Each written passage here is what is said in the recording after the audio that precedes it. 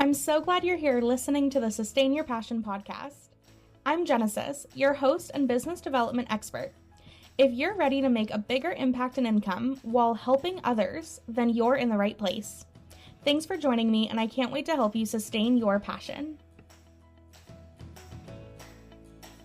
Hi everyone, welcome to this episode of Sustain Your Passion. I'm so excited to bring you my long-term friend and colleague turned client, Michelle Marie, who is an interview coach that is starting her business along with another one. She's got so many great stories and lots of wisdom to share. And I wanted to bring her on today to talk with you about what it's like to be an interview coach in 2024. So Michelle, can you offer a bit about yourself and where people can find you? Hello, thank you. I am delighted to be here. I think old friends and colleagues turned collaborators and coaches are the best kind. Yeah. You can find me at equitascoaching.com. That's the home of my interview coaching business. And I can't remember what else I was supposed to say, Genesis, even though you just told me 5 minutes. I think that was mostly it. We're good. Okay, good. Yeah. So let's talk a little bit about your business branding. Can we just start with the name of your business? Like, tell me it again, say it slower. And how did you pick that? Thank you. Yes, it's Equitas Coaching. And honestly, I'm not always 100% sure of the pronunciation of it. Okay. It's the word equity in Latin. Oh, I love that. I love it because I want my clients to invest in themselves by participating in one of my programs and working with me.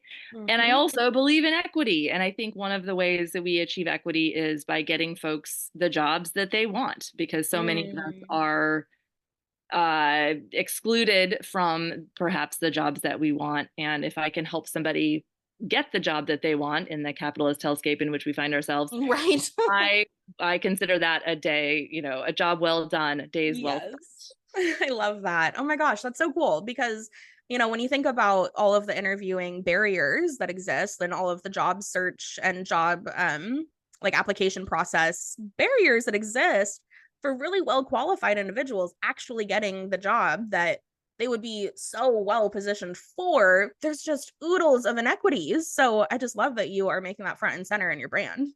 Yeah, it's one of those things where I would love for interviews and interviewing to be fully accessible. I would love for them to accommodate everybody. I would love for them to be conducted without bias.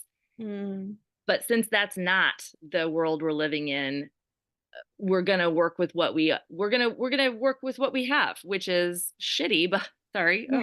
Oh, you're good. We cuss on this podcast. Oh yeah, adults, for sure. Adults only. Yes. Not that my kid didn't know that word early. Right. If participating in an inequitable system is something that someone wants to do, I will help them do that. Yeah. And, when thinking about navigating the interviewing process, coaching can be one of those things that completely changes the game, right? I don't know about you, but when I first started job interviewing, gosh, when was my first job interview? I was probably like 15. I was trying to get my first bank teller job. And I remember being so nervous and just having zero idea of what I was getting in for. Like, what is a job interview? What questions will I be asked? Like, how am I supposed to sit and talk and look? And like, where do my eyes go kind of thing? What do I do with my hands? And there's so many details that go into this really high pressure, like, make a good first impression type of experience. And it feels like with interviewing coaching, like you are literally bringing together that space of you are qualified. Let's just help you figure out how to talk about it. 100%. And a big part of it, to be honest, is helping people get past that anxiety about there being a right way. I think that is a huge source of anxiety, that there's somehow a right answer to the question. There's a right way to say things. There's a right way to present oneself, which is, okay, what I will say, there are plenty of wrong answers. There are plenty of wrong ways. And by wrong, I mean ineffective. And I think the right-wrong dichotomy is not very helpful, because really what we're talking about is what is effective in this communication context. And in an interview, there are lots of different ways to be effective, to effectively communicate yourself. And honestly, by the time whether it's in a discovery call with me or at the beginning of our first meeting or at the beginning of every meeting, if someone's going through my 5 session program, that the first thing that we are always going to talk about is what are the things that are really on your mind today? What are the things that are bugging you? What are the things that are, biting at the back of your brain or whatever your metaphor is? Yeah. And a lot of that is based in, I think there's a right answer and I don't know what the right answer is. And so a lot of what I'm doing is saying, hey, this is not an exam in the sense that there's a right answer. This Mhm. is a conversation. You are a potential colleague with this person. You're a professional in your own right. These questions are not exam questions with right answers. They are conversational prompts, and we're Mm. going to get you prepared and confident to talk about whatever conversational prompt is offered to you without getting hung up on there is an answer that I don't have, or there is an answer that I do have. Because also, okay, really, are we going to pretend that we know what they're going to ask? I'm not going Right. to pretend that. My crystal Right. ball is broken today. I Yeah. don't know. I can't, I I have no idea. no idea. And I think a big part of coaching is that if the online articles and the lists and the clips on TikTok or whatever, if Mhm. that was enough, Mm. you wouldn't be here. You wouldn't be talking to me. Mm. Because if Mm. you could get what you needed from the internet, you Yeah. wouldn't be feeling anxious. You wouldn't be worried about going into what is essentially a conversation with another Yeah. human. That's so true. And it's interesting. I can't think of someone off the top of my head other than myself that nowadays, like I fucking love job interviews. It is literally so fun to me because it's like, oh my gosh, you're going to ask me really interesting questions about like my area of interest and I get to consider it and give you answers to it. Like how fun. But that's Yep. because you know, the job I applied to most recently was a teaching job and for a school of business faculty role. And so that conversation was literally like my shit. Like it's my fucking hyper focus, like business, professionalism, like and conducting yourself in the world and planning your career. Like, yes, I know this. And Yeah. so the idea of showing up to a conversation with that framework that you're describing was so much easier and safer. But I wonder if a lot of the like nerves, just thinking about my own job searching and interviewing experiences, comes from not really being totally confident in yourself as a professional. Or what do you think it is that really sparks that? It's if it's not that we need to figure out the exact questions and the exact answers, where do you think that anxiety around interviewing comes from and what do we do about it? Something that I think about whenever I go into my program workbook and looking through it, which I try not to do all the time because you got to stop. At some point, you got to stop Right? writing and call it written. Yes. Something I think about when I look at it is this is not just about interviews. This is about who I am as a professional, why I am that way, why, what do Mm. I do? Why do I do it? And yes, I'm still getting the coaching business off the ground, but guess what my pivot is? Oh my It might gosh. very well be just professional communication. Just who am I as a professional? Mm. Why do I do things the way I do them? And Mhm. I think that there's no, like, as soon as someone knows that they're ready for a career change, it is not too soon to start working with me because my program takes you through a very retrospective, very introspective. You're really investing time and energy, emotional energy into thinking about your history and your experiences and what is the why behind what you've done, thinking about your transferable skills, how do the things that you've done work together to make you good for the next thing, good at the next thing.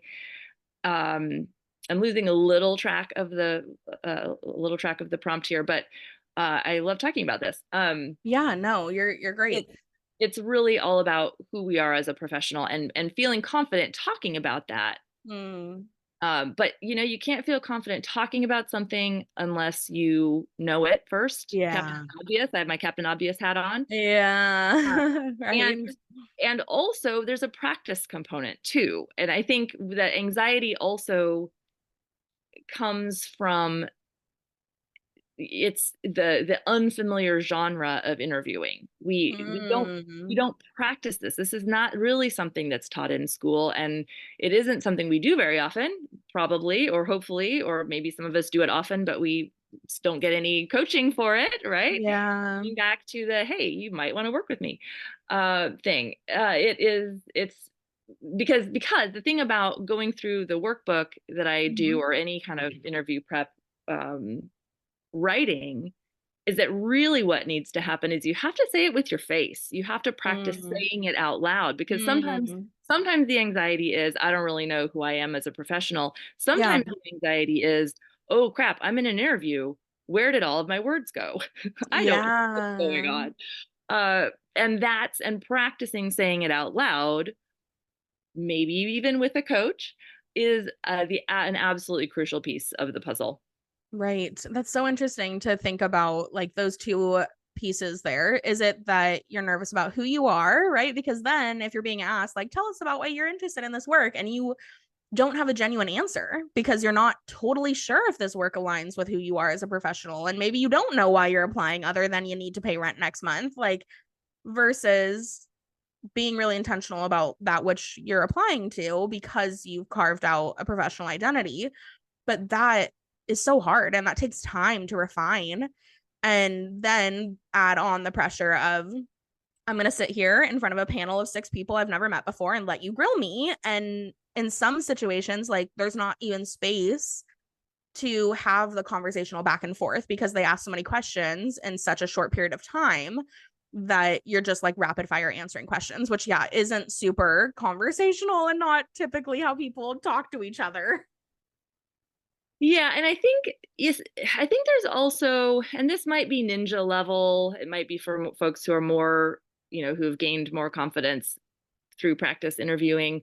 But being prepared to say, in answer to the question that you posed, why do you want to work? Why is this a good fit for Yeah, you? yeah. Being able to say kind of what you just said, which is, I actually am not quite sure. I know that I'm looking for X, Y, and Z. And Mm-hmm. from the job description and from what I can tell of your company on the website, it looks like it might be a good fit because of A, B, C, D. But Mm-hmm. what I'm really hoping is that, and then talk about what you're looking for in a Mm-hmm. role. And I think that's really hard for people to get into that mindset of I can be authentic in an interview if I do it effectively. I can Yeah. express that, I actually haven't worked in this situation before, but what I can tell you is that I've worked in these other 7 situations. Mm-hmm. And because of this and this and this aspect of these things I have done, I feel really excited about taking on the challenge of working in this context that I've never actually done before, but that Mm-hmm. feels like a really important next step for me.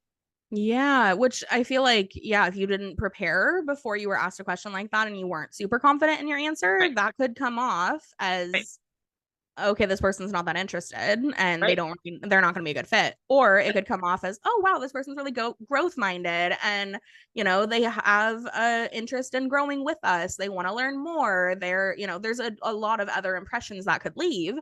But if you're not going into it, and it's interesting, you said like the communicate your value, or you said communicate yourself, or something like that. And just that idea of knowing who you are so that you can communicate it with confidence in a way that inspires confidence in other people is Yes. really hard, Yep. right? And Yep. we're not taught how to do that. And the only place that I think that's actually taught right now is like sales training. And it's really unfortunate because those sales trainings that are out there are terrible, Yeah. and they're all very manipulative, and it's to a personal gain. And they'll say like, oh, it's okay to lie, kind of thing, but it's like, that is just so icky and so bad, when what I'm hearing from you is your approach is so much more of, let's just not hide the truth. Like, Yeah. let's just talk about the reality that, yeah, you are stretching into this role. Yeah. And if they don't want to support you to do that learning, do you really want that job? Yeah. And I think that feels risky for a lot of folks because they, again, are stuck in the mindset of, I'm going to get, if I give a wrong answer, I'm not going to get the job. Mm. Whereas the reality is, we don't know anything about Mm. why you're not getting the job. I mean, Yeah. what we do know is there's one job, and there might be 4 or 5 or 6 people who have interviewed for the job. And Yeah. mathematically speaking, the chances are pretty low that any one of you, perfectly qualified individuals, is going to get that job. And so that's another thing I really emphasize heavily with clients and with potential clients is that by getting the interview, you have already won.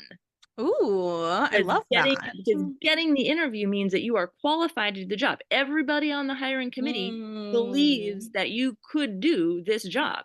And from there, it's a matter of presenting yourself effectively as being just enough better qualified or more qualified, or let's be really honest, they're going to like you a little bit Uh-huh. more, or you're going to be a good fit for some other reason. They don't Yeah. have enough tall people in the office. They don't have enough left-handed people. They need someone who's Sure. really serious about Excel, or I don't know. Right. You're There's gonna bring absolutely something unique. there's going to be something, and I don't want to play the game of trying to guess what that's going to be, because I'm going to lose that game every single time. Mm. And so that is my advice to clients is be your authentic self, do it effectively. So I'm not saying go in there and show them how you can juggle unless Yeah. that's the job requirement, Right. which case great, you're going to get it because Yeah. That's I can't hard. juggle. Yeah. Same. Um, you know, but don't worry about why you didn't get the job, because why you didn't get the job is probably because one of the other people got the job. Yeah, it's not That's really not about you at that point. not. And this, and people will, I think job seekers are desperate then for feedback. Why didn't I get the job? Mhm. But you're not going to get a satisfying answer Mm. in most cases. I will say I did get a very satisfying answer in one case. I applied for a Oh, job for which I tell was me. very qualified, Okay.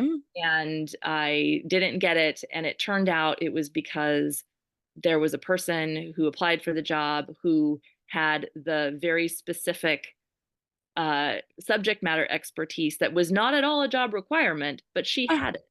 And so she uh, got the job. And they told uh, me that. I was like, that's cool. And yeah. then later they got in touch with me because they had another job that came open, and they ended up hiring me for that one. Nice.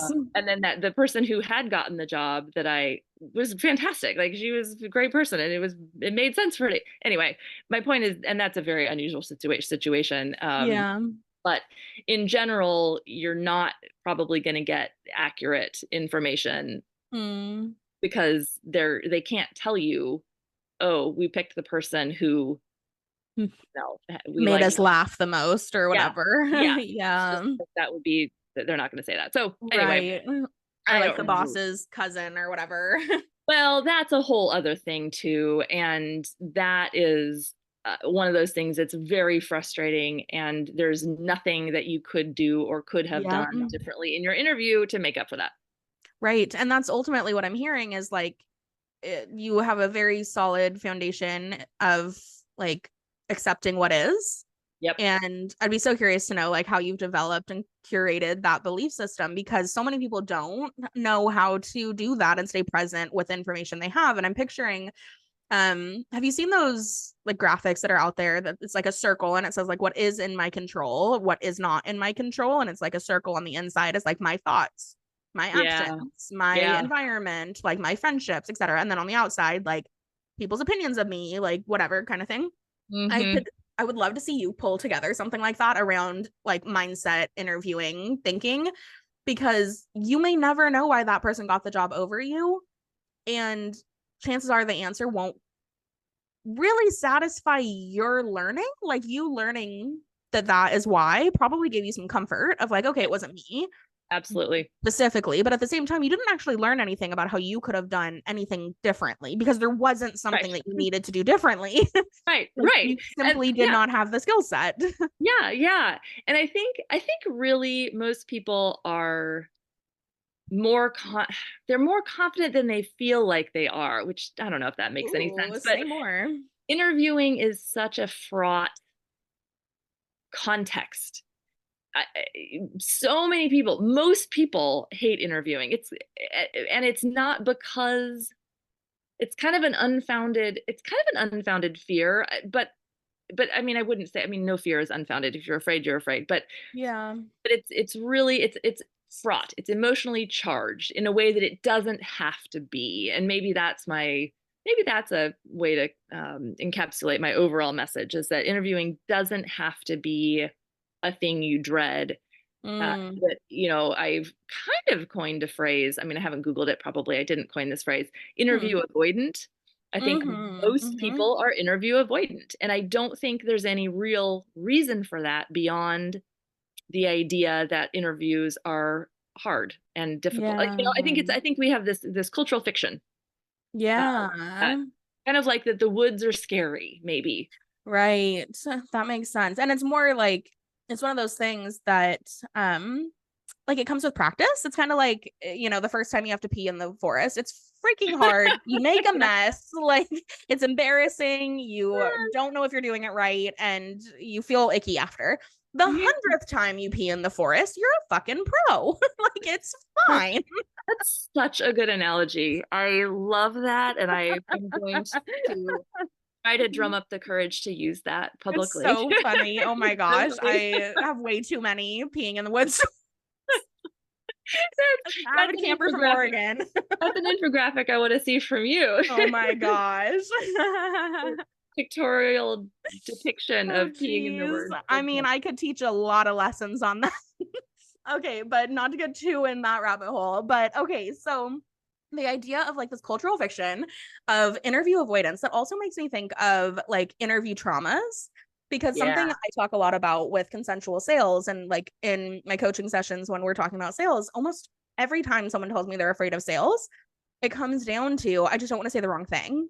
And I only have Yeah. this one opportunity. And if I say the wrong thing, then they're gonna, never buy. And then I'm never gonna make sales. And this was the only client. And it's just so much pressure put Yeah. on this one moment in time when it's like, what happened to you that made you think that's true? Because like where did those experiences come from? And so I'm curious if like the people you've been talking to in as you're building your business, do you find that people that are interview avoidant might also have interview traumas that they need to address and rewrite and heal some of those beliefs and narratives around?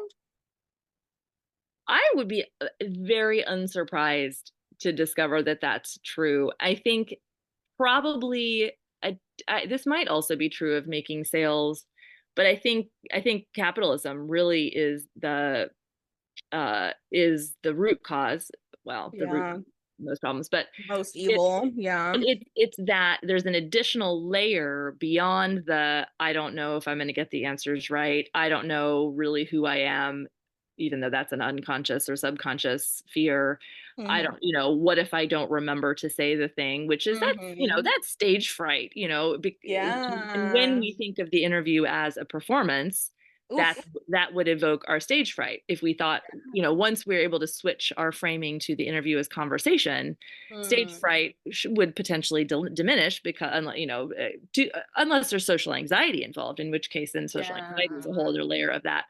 But really, beyond all, above or beyond or whatever, all of that is getting this job would allow me to pay my rent next month, or Yeah. I have to get a job in order to survive in capitalism. And that puts an additional layer of pressure on top of folks. And I think it depends on, what is your, how robust are your qualifications, how many jobs are available in higher ed, for example. One of the reasons I'm no longer in higher ed is because I realized that even though I'm perfectly qualified Hmm. to be tenure track faculty member in apparel design, there aren't that many jobs available. And Mm, I didn't receive the mentoring that I needed early mm, enough to actually be an effective candidate for those jobs, which is another layer of it.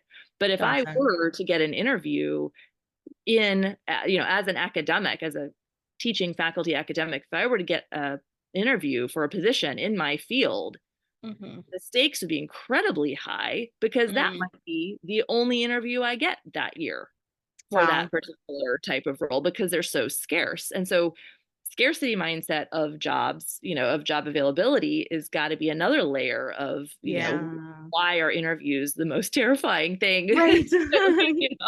They're just terrible.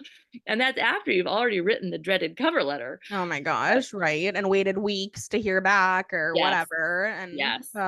And yeah, rejection is hard, even for right. folks without, rejection sensitive dysphoria. It's Mm-hmm. very, very difficult to hear that you're not the chosen person. And Yeah. I'm sure there are plenty of deep seated reasons for that, that I'm Oh yeah.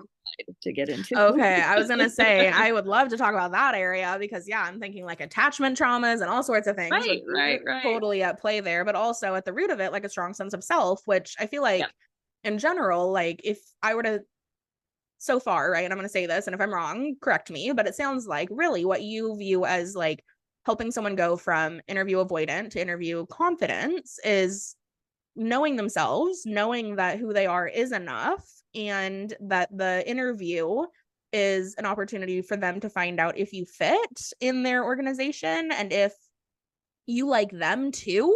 Like I always think about that like it needs to be a conversation back that you're gathering information too. Like maybe you don't want that job after the interview, but that ultimately it's about knowing that who you are is enough. And if you don't get this job, you're going to be okay. Yep. But that is so that sounds so uh almost like impossible for someone who's sitting there with like social anxiety, right? Who has like the traumas of feeling rejected over and over. And so what do you think some of your like best advice would be if somebody's listening right now and thinking like I really need to work on my interviewing skills, I would love to work with an interview coach, like what do you think are just some of your biggest and best pieces of advice for someone that is interview avoidant?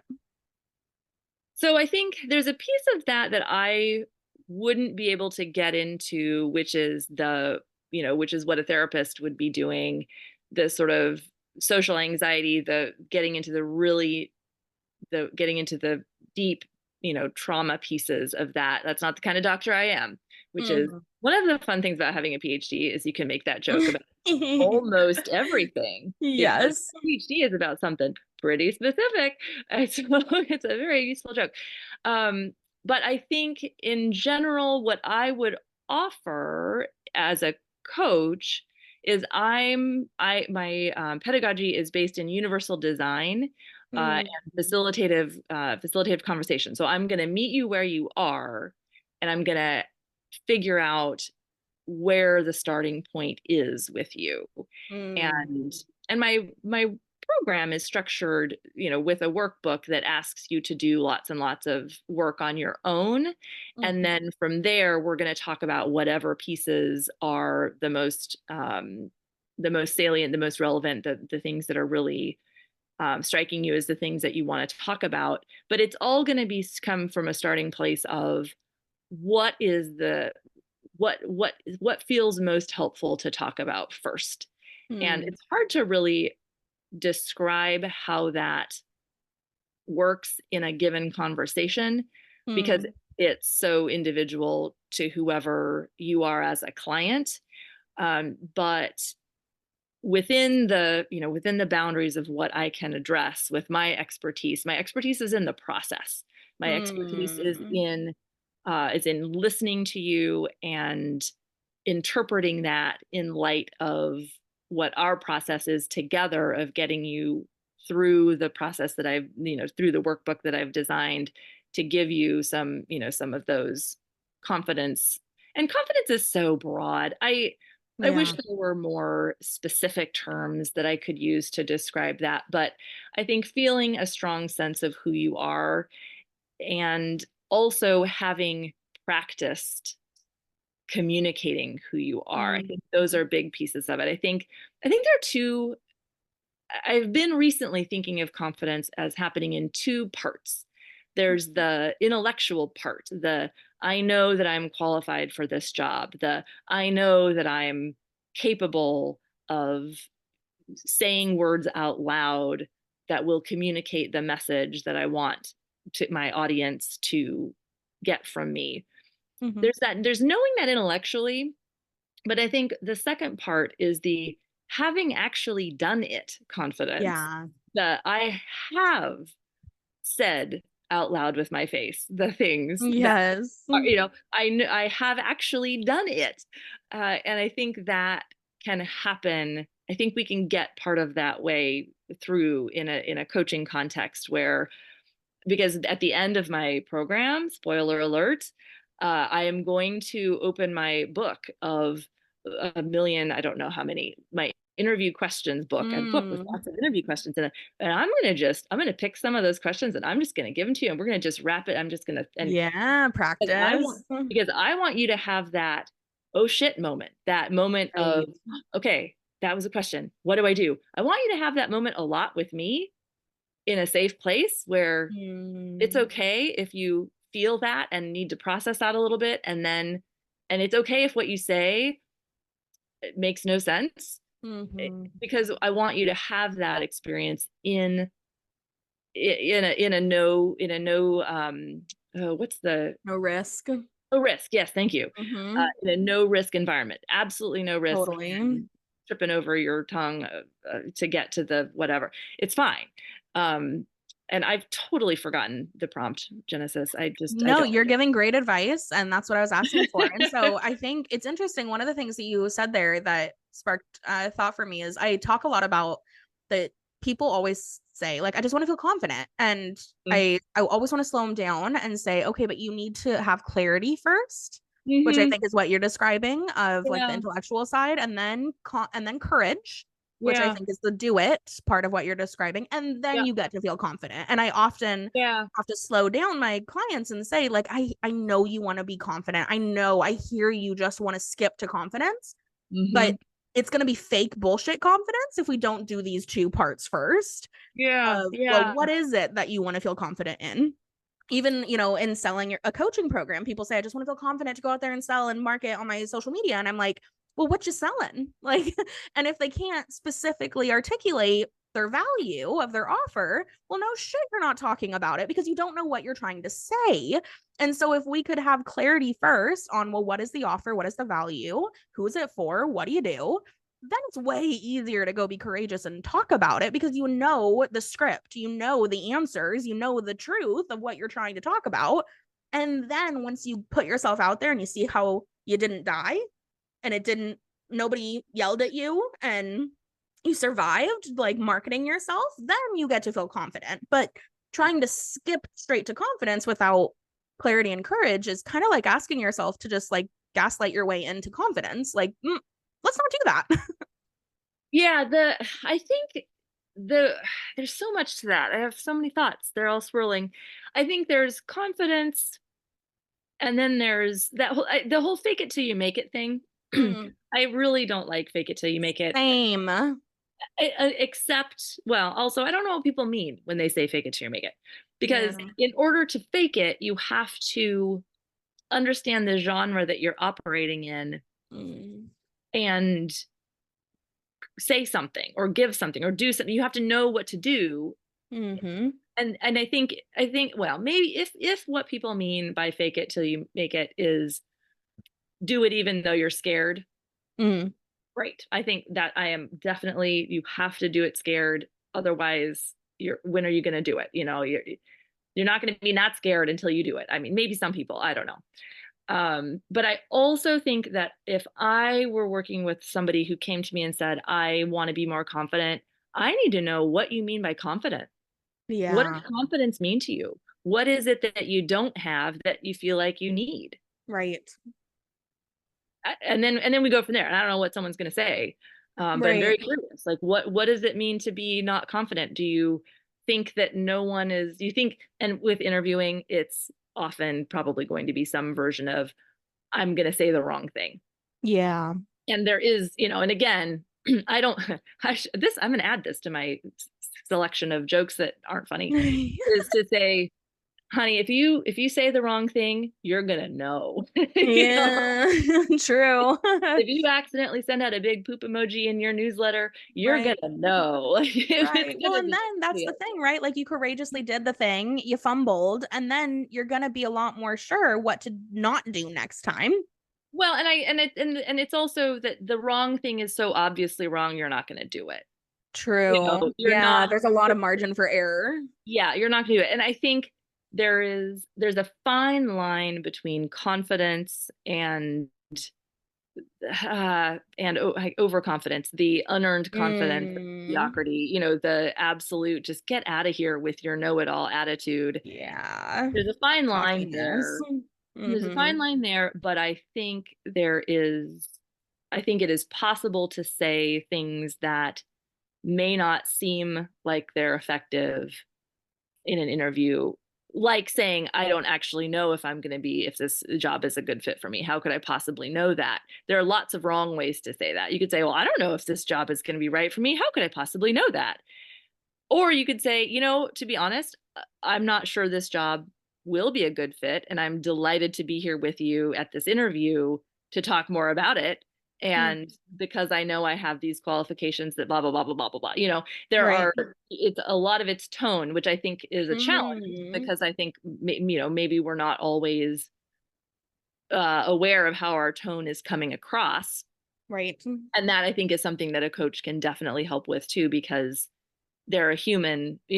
Fundamentally, I'm a thoughtful human who cares about your success, and I will be honest with you in the most loving way possible. And Mm-hmm. I've had enough professional interactions and experience in my career that I'm gonna have a general sense of whether you're skating on thin ice in the sort of, maybe you don't want to do that You're right. well.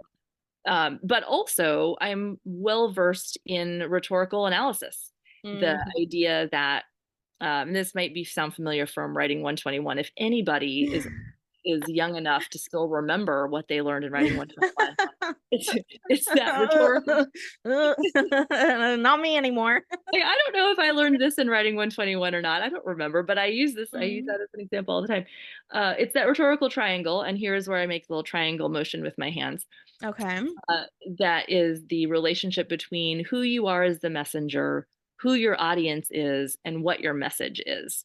Hmm.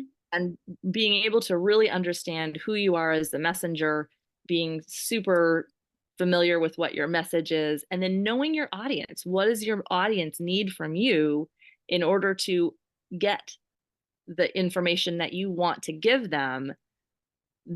It is so relevant in so many contexts, and it's all about, what genre are you operating in and communicating effectively in that genre. And it works for written communication, and spoken as well, and interviews are such a specific genre, and the audience needs really specific things from us, but there's a lot of latitude in there about how to do it effectively. Anyway, I don't know. Totally. I How love long is this podcast, kind of a thing? Right. No, I love that. I think that we've covered a lot of really great tips about like interviewing and just coaching's value too, in terms of how hiring an interview coach like yourself could help one practice feeling confident in a safe space so that then when they're in the live arena of a high pressure interview that realistically might be the difference between paying your rent next month or not, like Mm, that there's more safety in your body that you can bring into that conversation. And then that brings about a more accurate tone, a more, calm tone, a more like honest answer and less fear of, doing or saying the wrong thing because you practiced. But, my last question for you, I would just love to hear your thoughts of how did you decide to niche down, whatever, on interview coaching? I talked to you. This is That wasn't one a of the plug. I swear I didn't know she was going to No, say it's that. so good. It's so good. No, I love this. I was just reflecting on how did I get here, which, Mm. and I don't know, another one of my jokes is, I don't know if I'm a role model or a cautionary tale, Cute. because my path has been so bizarre. But the thing that I am a problem solver to my Mhm. core. I'm a design thinker. Like, I want to figure out what the problem is so that we can figure out a best solution. Like, that is like, this is how I Mhm. enter the world. And I know it Mm. makes me annoying, and I am sorry, but I'm not sorry. It is just, you get it. It's You a get super it. strength. It is a super strength. And I believe Yes. firmly that what makes us great is also what makes us annoying. Right. And I welcome, you use that in interviews as you will, potential Mm. clients. Um, if they ask the terrible, what is your weakness? What are your strengths? I hate Ugh. awful. Yep. Um, but so from that, I kind of stumbled into writing center work, which gave me facilitative pedagogy, which is this idea that Mhm. we meet people where they are, and we are masters of the process, and the person is the master of the context, the Mhm. situation. And we meet them where they are, and we help them get to where they want to be, and we figure out what that next step is.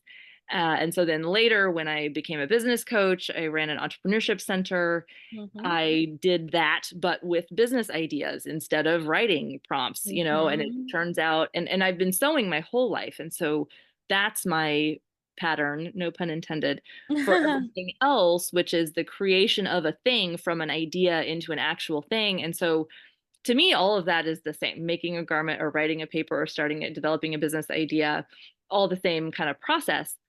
All Mhm. that is to say, the facilitative conversations about these design contexts, I love that. I love the facilitative conversation.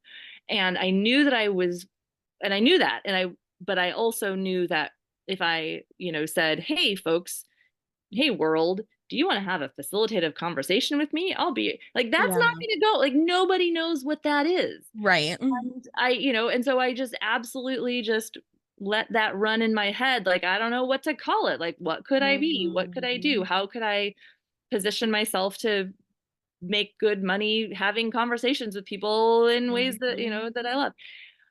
Because I can have a facilitative conversation with you about anything. What color do you want to Right. paint the walls? What garment do you want to Mhm. make? What do you want to write for your writing 121 assignment? Yeah. What kind of business do you want to start? Like, I can do that with anything. And so when I talked to you, and it was just an absolute, I don't even remember how we reconnected. I didn't know you were a business coach. It was during the pandemic when we were having Zoom Mhm. meetings with everybody for everything.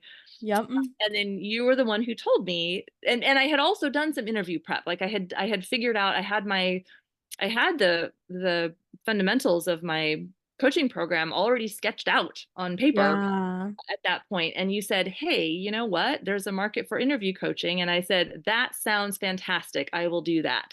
Right. And now it's 4 years later, and I'm doing it. Yes, I love that so much. And I Yes. think that's one of those things. There's this theory called planned happenstance in Yeah. career development, where it's just like if you keep pursuing the next most interesting thing, eventually you'll end up somewhere really cool. Oh, I love that. I And thought I invented that, but I love that. Yes. it's so nice. It's just like Yeah. keep picking the next thing that feels right. And then, 3 or 4 steps down the line, you'll be able to look back and say, oh, that's how I Yep. got here. Everything I've ever done has combined in every to be the next thing, the next thing I Right. do. It's amazing. And I will say, I will plug your coaching program that I'm currently in, the group coaching program. Getting back in touch with you after 2 years, I think it was, Yeah. and actually getting engaged in the program again, and that was absolutely crucial. Accountability and Mhm. structure and just being connected. It's such a cliche, and I hate cliches, but it turns out they are true, and they're true for a They're reason. cliche for a reason. We say it because Are it's true. it is so true. It really does help to be in community and to have some accountability and to have some structure and to have someone to tell you, hey, just use Acuity, just do Yeah. this. Like, you don't have to overthink everything, especially those stupid little details that you have Right. to fight your way through, or at least that I am fighting my way through so I Right. can get to the good part. So Yes, I love that because that is absolutely what I want to do is take the confusing part of starting a business off your plate so that you get to really flourish in what you do best, which is talking to people and connecting with them and teaching and coaching and doing the things that you light up over. And the business stuff to me is like, oh yeah, I've been there, done that. I got that part for you. Like, let me help that. Let me help with that part so that, yeah, hopefully you've got the confidence to be able to go out there and speak to and attract and create an audience that is looking for you. And as I can tell with all of the engagement in Veronica's Facebook group, that for the listeners, Veronica was on on an episode a few ones back, but she runs a Facebook group for neurodivergent job searchers and career changers. And there's something like 55,000 people in there. And I just see you in there like offering advice. And it's like, you are so well positioned in that space to be helpful. And I feel like at the root of every coach's heart is I just want to help people live a better life. And you know that your skills add up to helping people get into jobs that honestly could radically change their lives. And back to our very, opening conversation about equity, you're doing equity work. Even as a business, you are doing equity work. And that is just something that I don't think most people know can be done. It's kind of like we kind of put it into either nonprofit work, volunteer work, or for profit business. But I think that coaches really operate in that space of doing good and making a living, and I'm not here for the $1 million, sales or whatever, $1 million months that other business coaches are out there promising. For me, it's more about, do you love what you do? Are you excited to do what you do? Do you get paid enough to live a good life? And if so, perfect. We've won. I love this. And I can't believe it just occurred to me that this podcast is really targeted at everybody, because if you want to get a job with a W-2 and everything, you work with me. And if you don't want to get a job, if you never want to interview for a job again, Yes. you work with Jenison. Yes, exactly. Once you are interested in entrepreneurship, like I'm your girl. I love the irony that if I play my cards right, and if I can manage to not get bored, I may never have to interview for a job again. Right? You'll just be having sales conversations, which is a different type of interview. It's all, again, to me, it's all a facilitative conversation. It's just Yeah. all the same, which is, I don't know. I should stop saying that because it's kind of confusing, I think. But I mean, it's definitely a jargony word, but anyone that would probably like being your client would also like learning from you what it means. So I yeah. I don't mind that you talk in academic jargon because I mean, It's, I it's, wouldn't want a interview coach or an interviewing coaching client who didn't. yeah, no, it's one of those things that facilitative, I think, is also kind of, the meaning is kind of baked right in. Yeah. I used the term wish casting the other day with a friend in conversation about Hmm. someone whose, I think, business ideas might be a little wishful thinking. And I don't really know what wish Hmm. casting means. I think it might have a technical meaning somewhere, but it seemed to work because the meaning is just kind of baked right in. Yeah, I like that. Hmm.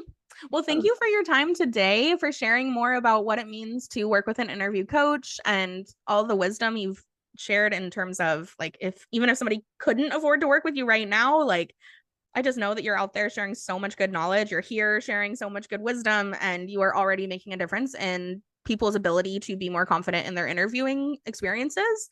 And I just hope that if you heard this podcast episode, if you are nervous about interviews and you're tired of panicking every time you get an interview, which ideally you should be celebrating, right? They're like, yeah, I have an interview. It would be so great to enjoy interviewing. Please reach out to Michelle and follow her on all the socials, get on her website, book a free call, and find out more because you don't have to hate interviewing forever. It really can be something you genuinely enjoy and become something that you look forward to and not only something you do when you're panicking looking for a job, even because you might want to advance your career and maybe you're thinking more proactively about like what your next step is. And So if you are at all in that questioning space of how do I improve my interviewing skills, you're going to love working with Michelle. And I just want to offer one last plug that if you are interested in starting your own coaching, consulting, or training business online and you don't know where to get started, please go watch my webinar. It is free. It is an hour-long training, and it can radically change the way that you think about the complexity in which starting a business can be, but also doesn't have to be. And try to break it down really, really simply for anybody that's interested. So if you're tired of interviewing and you're ready to start your own business, we got options. So Michelle, thank you so much. Anything else you want to say before we wrap up this episode? This has just been so much fun. And dear listeners, I do hope that we both, one of us, will hear from each of you Yes. about your next steps. It really, I love how many people are out there in the world trying to make things easier for other people. And Yeah. so I really, one of the it took me probably 25 years of adulting and professionaling and getting jobs and interviewing for jobs before I figured out that I didn't need to be interview avoidant anymore. And I really like the idea of it not taking everybody else 25 years to get to that point. Yes, I love that. Like that is a beautiful mission and Just so let us healing on let so many us levels. let us knock some time off of the clock for you. Yes, Let us right. get you let me get you to that job a couple months earlier.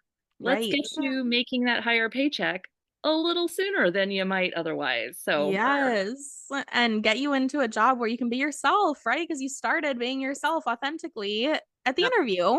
Yes, you're not pretending to be someone you're not. Oh, okay. This is getting into We're a going whole to keep new talking. podcast. Okay, okay, okay. Okay. Bye, everyone. Thank you for listening. Bye. And we'll be Take back care. next week.